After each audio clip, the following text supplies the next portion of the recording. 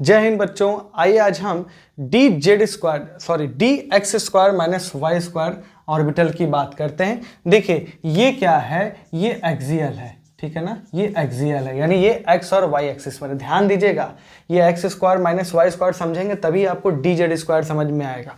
इसीलिए मैं आज इसको अच्छे से अलग से एकदम डिस्कस कर रहा हूँ, केवल इसी को डिस्कस कर रहा हूँ। देखो ये एक्स एक्सिस, ये वाई एक्सिस, लोब एकदम एक्स एक्सिस और वाई एक्सिस पर बनाना है। क्लियर है ना। ये साइन कहाँ से आया, ध्यान दीजिए, यहाँ पे ये एक्स एक्सिस है, एक्स एक्सिस पर वाई क्या होता है, 0 होता है, और ये एक्स कैसा है, पॉजिटिव है।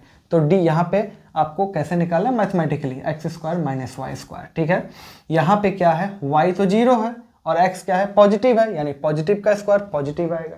बात समझ में आ रही है। इस लोब को देखो, ये भी क्या है, एक्स एक्सिस पर ही है, तो वाई तो 0 हो जाएगा, बट यहाँ पे एक्स नेगेटिव होता है, तो नेगेटिव का भी स्क्वायर क्या हो जाएगा, पॉजिटिव ही आ जाएगा, इसीलिए यहाँ पर भी पॉजिटिव है। कुछ बच्चे क्या करते हैं, जैसे पी एक्स हम बनाते हैं ना, यहाँ पॉजिटिव यहाँ नेगेटिव, तो यहाँ नेगेटिव रट्टा मार लेते हैं। ऐसा बिल्कुल मत करना, ये आप मैथमेटिकली ऐसे x square minus y square देख कर बनाएंगे।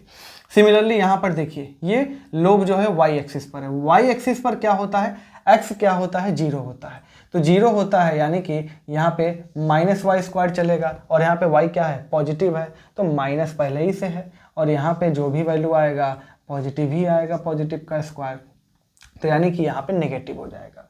सिमिलरली यहाँ पे वाई क्या है, नेगेटिव है, और वाई है नेगेटिव है, तो नेगेटिव का भी स्क्वायर करेंगे तो ये नेगेटिव और ये पॉजिटिव ही आ जाएगा, ठीक है ना, यानी ओवरऑल ये क्या हो जाएगा, नेगेटिव हो जाएगा। तो ये साइन समझ में आ रहा है।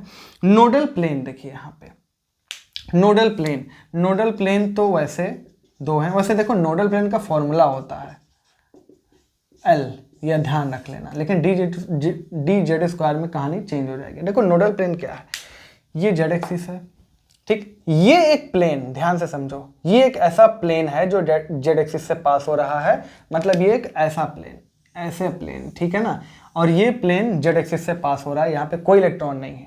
ऐसे ही एक प्लेन इधर से भी पास करेगा, कोई क्या इलेक्ट्रॉन यहाँ पे नहीं है।